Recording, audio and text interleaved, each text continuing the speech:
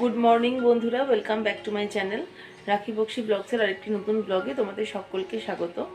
তো আজ হচ্ছে 16 তারিখ আর এখন বাজে সকাল 9টা। সৌম্য স্কুলে বেরালো 8:30টার সময় আর এখন আমি ফ্রেশ হয়ে উপরে চলে এসেছি। তো চলো সঙ্গে থাকো, দেখতে থাকো সারাদিন।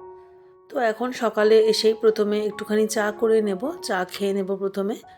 আর তারপরে এই বাসি গ্যাস আর এই তাকটাকগুলো একটু ভালো করে জল কাপড় দিয়ে মুছে নিচ্ছি আর এরপরে রান্না শুরু করব।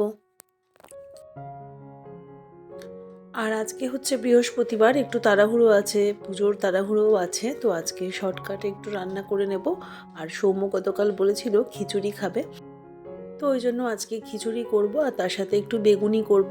তো প্রথমে মুগের ডালটা ভালো করে শুকনো খোলায় ভেজে নিচ্ছি আর ওদিকে আতপ চালটাও ভিজিয়ে রেখে দিয়েছি প্রেশার কুকারের মধ্যে। তো ভালোই হলো, একটু শর্টকাটে রান্নাটা হয়ে যাবে আমার, যেহেতু বৃহস্পতিবার একটু পুজোর দিকেও সময় দিতে হয়। তো খিচুড়িটা করলে তাড়াতাড়ি হয়ে যাবে। আর সৌম্যকে আজকে আবার আমাকে স্কুল থেকে আনতেও যেতে হবে, তো সেদিকটাও অনেকটা সময় যাবে। তো ডালটা ভালো করে ভেজে নিয়েছি আর এই ভেজানো চালের সাথে একসাথে মিশিয়ে তারপরে আবার 2-4 বার ভালো করে ধুয়ে নেব।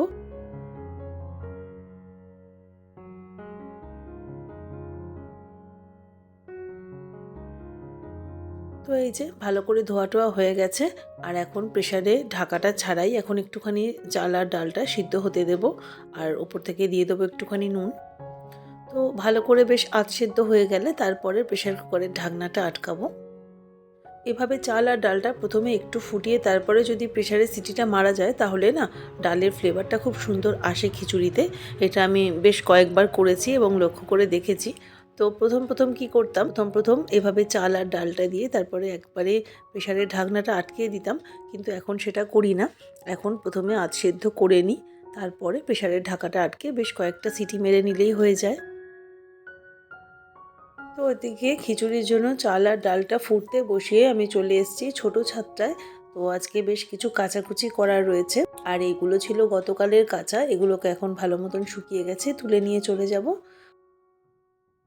জামা কাপড়গুলো ছাদ থেকে তুলে নিয়ে এসে প্রথমে সিঙ্কটা ফাঁকা করে নিচ্ছি।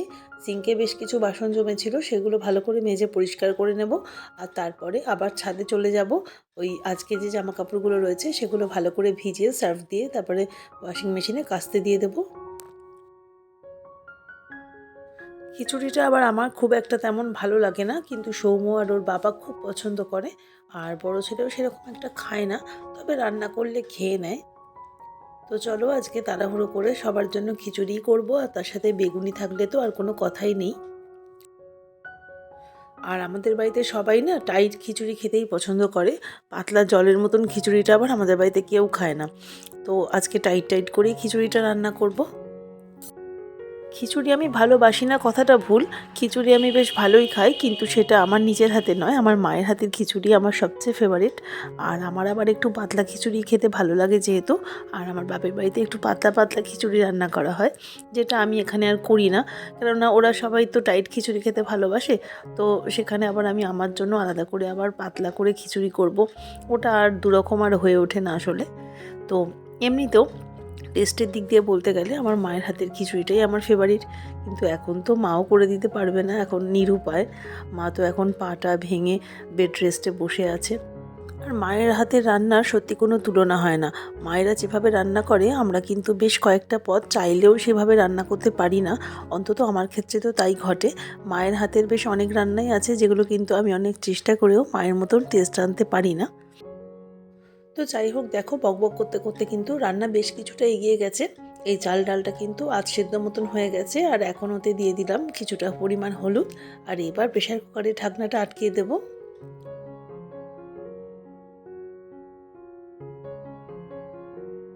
আর এখন প্রেশার কুকারে চাল ডালটা সিদ্ধ হতে বসিয়ে আবার চলে এসেছি ছাদে।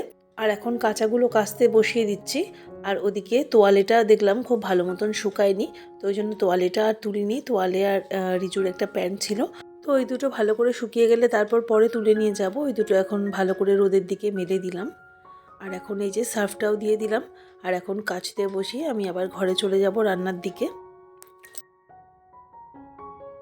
সকাল থেকে এই চলে, একবার রান্নাঘর তো একবার ছোট ছাদে কাচাকুচির ব্যাপার, আবার ওপরে গিয়ে বড় ছাদে গিয়ে ঠাকুর ঘরের দিকটাও দেখাশোনা করতে হয়। তো একবার নিচ থেকে উপরে উঠে গেলে নিচে নামতে কিন্তু বেশ অনেকটাই লেট হয়ে যায়। এদিকে উপরে দিকে এত রকমের কাজ থাকে, তো নিচে নামার কথা আর মনেও থাকে না। তারপর দেখা যায় যখন নিচে নামি তখন কিন্তু অনেকটাই বেলা হয়ে গেছে। আর ওই জন্যই আমি কিন্তু নিচ থেকে যখন একবারে উপরে উঠি তখন বিছনা তোলার ব্যাপারটা কমপ্লিট করে উঠি। তাহলে যেমন সকাল সকাল বিছনাটা তোলা হয়ে যায়, ঘরদোর পরিষ্কার পরিচ্ছন্ন হয়ে যায়। আর সেরকমই কিন্তু একবার উপরে উঠে গেলে নিচের যে কাজে আবার নামার যে তাড়া, সেই তাড়াটাও আর থাকে না। তো এখন এই পদ্ধতিটা অবলম্বন করে দেখছি, আমার বেশ সুবিধাই হচ্ছে।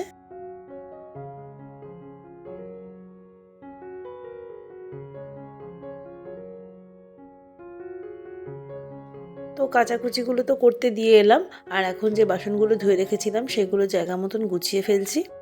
এই জায়গাটা ফাঁকা না হলে আমার রান্নাবান্না করতে, সবজি কাটতে ভীষণ অসুবিধা হয়। তো বন্ধুরা, তোমাদেরকে আরও একবার মনে করিয়ে দিই, তোমরা যারা এই মুহূর্তে আমার ভ্লগটা দেখছো প্লিজ একটা লাইক করে দিয়ে যেও। আর যদি তোমরা চাও আমার চ্যানেলটাকে সাবস্ক্রাইব করে আমার পাশেও থাকতে পারো। আর যারা যারা ইতিমধ্যেই সাবস্ক্রাইব করে আমার পাশে রয়েছো, আমাকে প্রত্যেক দিন লাইক করো, কমেন্ট করো, তাদের সকলকে জানাই মন থেকে অনেক অনেক ধন্যবাদ এবং ভালোবাসা। তো বাসনগুলো যার যার জায়গায় গুছিয়ে ফেললাম, এই জায়গাটা ফাঁকা করে দিলাম। আর এরপরে যে বাজার টাজারগুলো আনা হয়েছে সেগুলো সব গুছিয়ে ফেলবো। আজকে বেগুন আনতে বলেছিলাম, যেহেতু বেগুনি করব, তো অনেকগুলো বেগুন নিয়ে এসেছে। আর অরেঞ্জটাও শেষ হয়ে গিয়েছিল, তো অরেঞ্জটাও নিয়ে এসেছে। আর বেশ কিছুটা মটরশুঁটিও এনেছে দেখছি। তো এবছর একবারও মটরশুঁটির কচুরি এখনও বাড়িতে বানানো হয়নি, তো ইচ্ছা আছে একবার বানাবো খুব তাড়াতাড়ি। আসলে মা পড়ে গেল, পাটাও ভেঙে গেল, সবার মন মেজাজও বাড়িতে খারাপ ছিল, তারপরে আমাদের সবার শরীর খারাপ ছিল, সব মিলিয়ে আর ইচ্ছা করেনি বানাতে। তো বছরে একবারও না বানালে কীরকম একটা লাগে। এরপর তো আবার মটরশুঁটি পাওয়াও যাবে না সারা বছর। তো একটা দিন বানিয়ে ছেলেদেরকে আর হাজব্যান্ডকে খাইয়ে দেবো।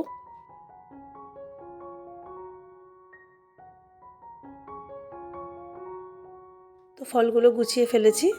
আর এখন বেগুনির জন্য বেগুনটাও কেটে নেব। প্রথমে হাজব্যান্ডের মতন 3-4টে বানিয়ে দেবো। আর আমরা তো খাবো তখন অনেকটাই বেলা করে। তো আমরা যখন খাবো তখন গরম গরম ভাজা করে নেব। আর এখন হাজব্যান্ড যেহেতু খেয়ে অফিস যাবে, তো ওর মতন বেশ কয়েকটা এখন বানিয়ে রেখে দেবো, আর বাকিগুলো সব কেটে জলে ভিজিয়ে রেখে দেবো। তো বন্ধুরা দেখো, চাল আর ডালটা ভালো মতন সিদ্ধ হয়ে গেছে। আর এখন কড়াইতে মশলাটাও কষিয়ে নিচ্ছি। এই যে টমেটো, আদা জিরে বাটা আর 2টো কাঁচা লঙ্কা, এই দিয়ে ভালো করে খিচুড়ির মশলাটা কষিয়ে নিচ্ছি। আর একটু পরে এর মধ্যে আলু আর মটরশুঁটি সিদ্ধটাও দিয়ে দেবো। মটরশুঁটিটা আজকে চাল আর ডালের সঙ্গে একসাথে সিদ্ধ করতে দিতে ভুলে গেছিলাম। আর মটরশুঁটি কাঁচা একবারেই দিতে কেমন একটা লাগে। আসলে মটরশুঁটিটা আমি একটুখানি সিদ্ধ করেই সবসময় রান্নায় দিই। তো এই যে আলু আর মটরশুঁটিটা দিয়ে ভালো করে মশলাটা কষিয়ে তারপরে প্রেসার কুকারের মধ্যে সবটা ঢেলে দেবো।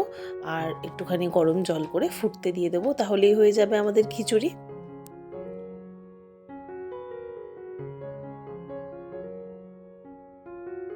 আর এদিকে হাজব্যান্ডের মতন বেশ কয়েকটা বেগুনি ভাজা করে নিচ্ছি। আর আজকে খিচুড়ি করে একটু মাকেও পাঠাবো, তো মার জন্য একটুখানি তুলে রাখবো। আর মার জন্য বেশ কয়েকটা বেগুনি ভাজা করব। তো এরপরে যখন আমি সৌমকে আনতে যাব, ওইদিকেই তো আমার বাপের বাড়ি, তো তখন দিয়ে চলে আসবো। আর এই বেগুনিটা ভাজা হলেই আমার হয়ে যাবে, আর তারপরে আমি চলে যাব স্নানে। আর এই যে দেখো বন্ধুরা, হাজব্যান্ডের খাবারটাও বেড়ে রেখে দিলাম। ঘরে ঘিটা শেষ হয়ে গিয়েছিল, ওই জন্য একটু বাটার দিয়ে দিয়েছি। আর এখানে বেগুনি দিয়েছি আর একটা পাঁপড় ভাজা করে দিয়েছি। ওর খাবারটা বেড়ে রেখে এক্ষুনি আমি নিচে নামবো, স্নান টান করে রেডি হয়ে সৌম্যকে আনতে বেরোবো।